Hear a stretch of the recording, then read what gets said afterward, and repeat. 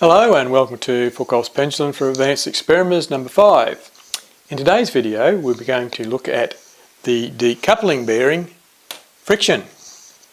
In particular we'll be looking at the zone, this area here. Now we know from our experiments before that when the velocity is maximum down at this point here we have decoupling from the Earth.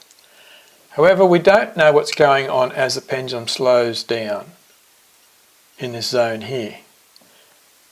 But we do know what's happening here when it stops. From video number 4, we know when the pendulum stops, there is coupling and the Earth will grab it and take it round. However, we don't know what impact that will have on the time.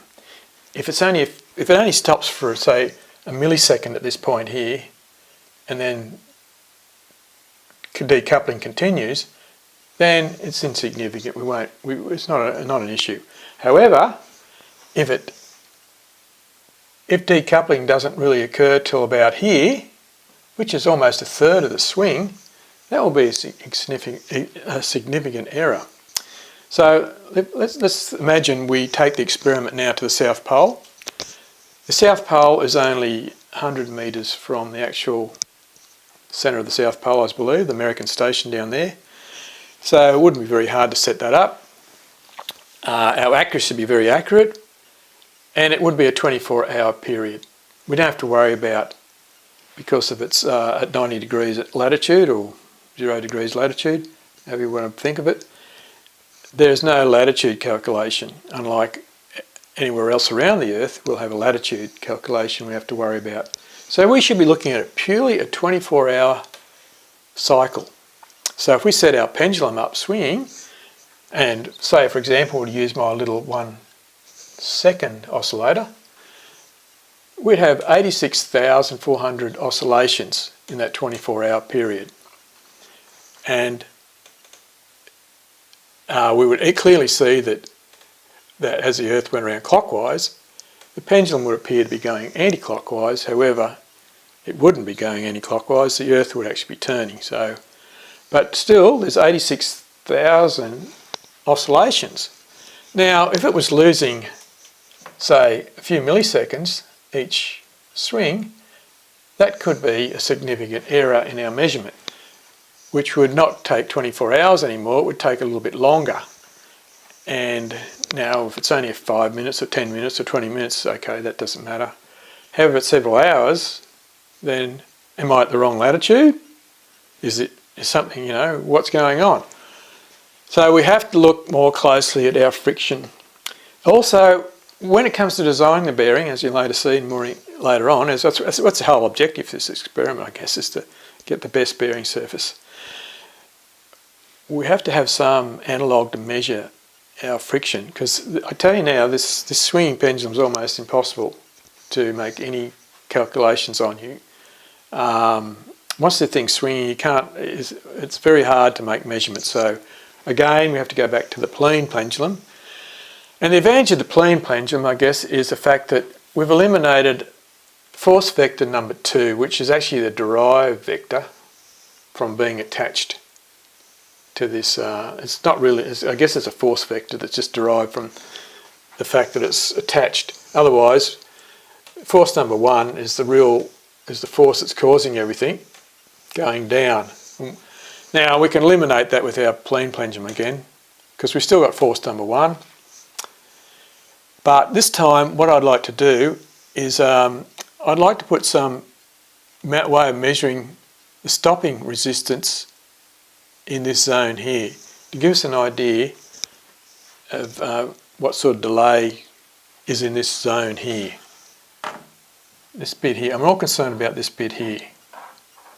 If it's a 1/3 of the swing, then we're looking at a big error. If it's 10%, we'll account for that.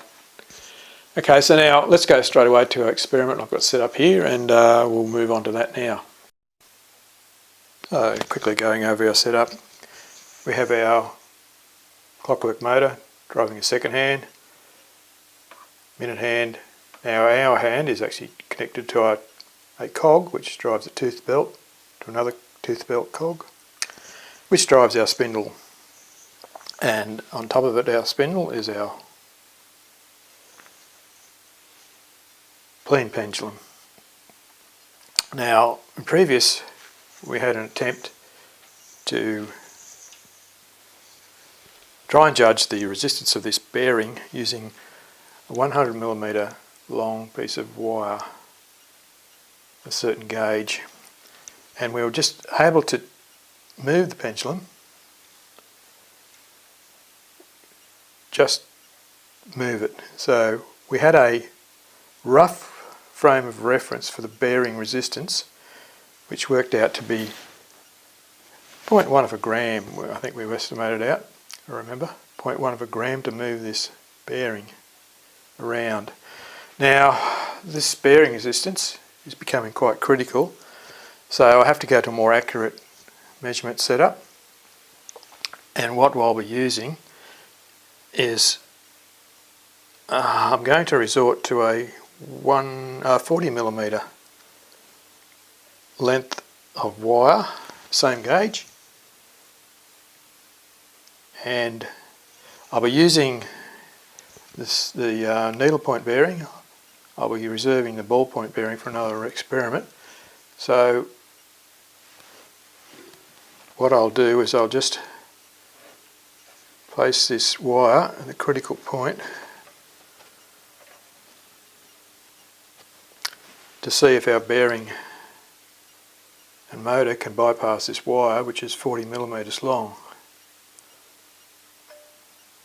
Now that'll settle down at some time. It's not quite touching at the moment, and our time is 4:37. So what we'll see now is just, I guess I'll run this, and it takes a couple of hours, so I'll try and give you some time lapse as it goes. Just finely tune my needle, which is definitely in line with the pendulum now. They're both in sync. And I'll lock that on. I'll lock that.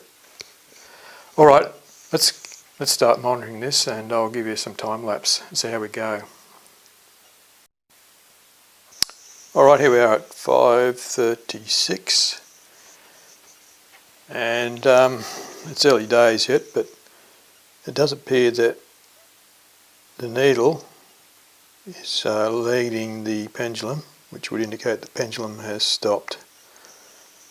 Let's come back in another hour and we'll have a look at that more. I'll just zoom in just to give you a better.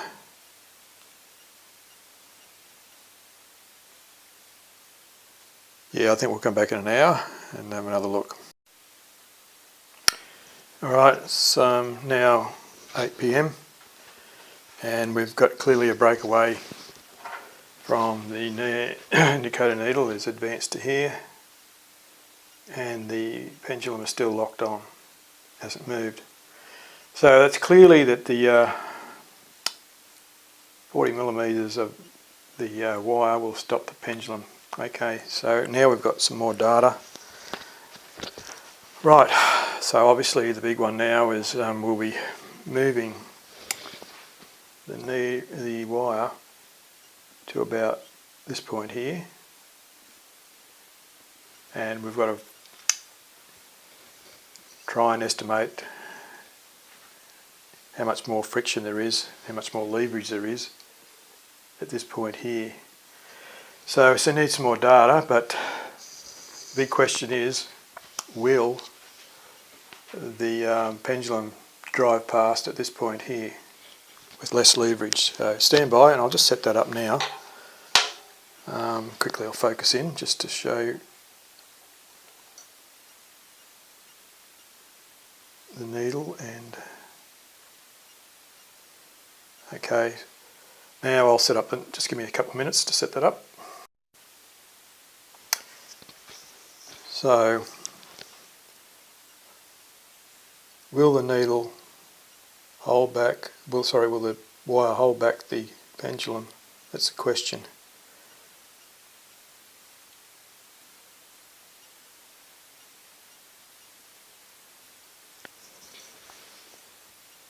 It's hard to say, it has to be driven. But just checking then, you might notice I was checking to see if the wire actually jammed the pendulum down and bind with this, where is it? But it doesn't. The pendulum's still got plenty of movement, but if it does to tip a fair way, it will actually bind a hole in the hole.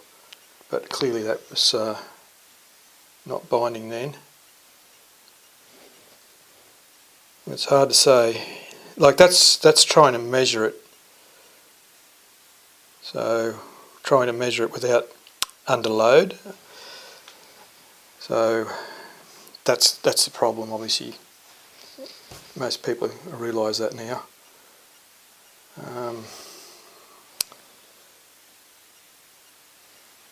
This is the sort of friction and we're dealing with. So minute. And the velocity of this, the angular velocity of this earth turning is so small.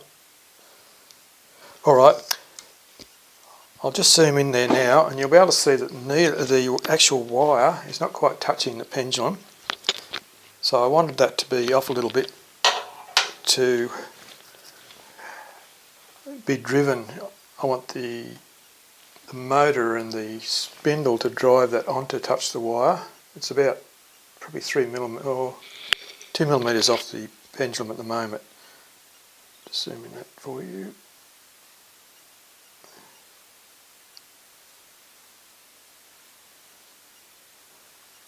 Alright, this will take a while, so I think we might come back in the morning. I may drop in at 12 o'clock tonight just to see what's happening. I would actually like to catch for you, which is very important, to see if this wire will ride over the top of the pendulum. It could catch it at any point. Alright, I think it's enough, and stand by and we'll may catch you at 12 o'clock. Stand by. 11:16. The pendulum is still held back by the wire. However, there is a slight advancement in the needle below. I think we're a little bit early yet, so I'll see you again in a few more hours.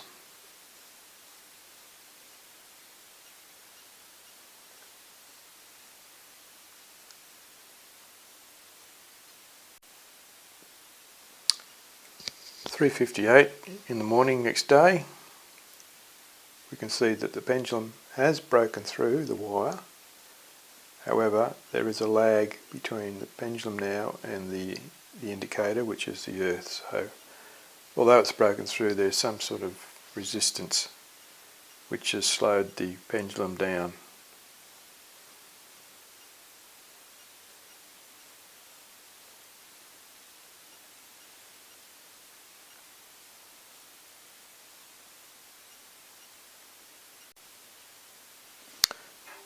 So here we are at 5 hours later at 8:44.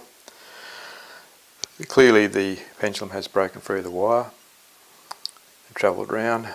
The gap between the pendulum and the indicator, which is the indicator being the earth, is about 30 millimetres, and the gap I noticed last night when it was first started to catch was about 25 millimetres. So although that wire did drag across the top of the pendulum, I don't think it added a lot more. Whether that's in the formula or not, I don't know. I have to think about that. Just zoom in a bit closer for you. You can see that. Just checking that my second hand is still revolving.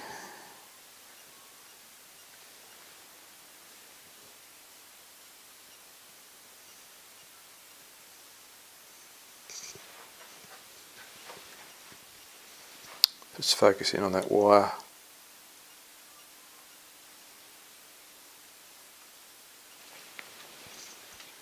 Yeah, okay, second hand's revolving okay, and our wire's still dead straight, so I think we can get enough data there to process that, and we'll see you back at the whiteboard. So the results came in from our experiment as follows.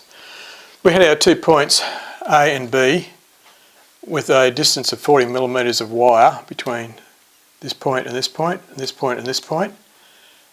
And point A at this point stopped the pendulum. Point B, roughly in between, halfway between here and here, the pendulum passed through with some resistance, although a very small resistance, but there was resistance.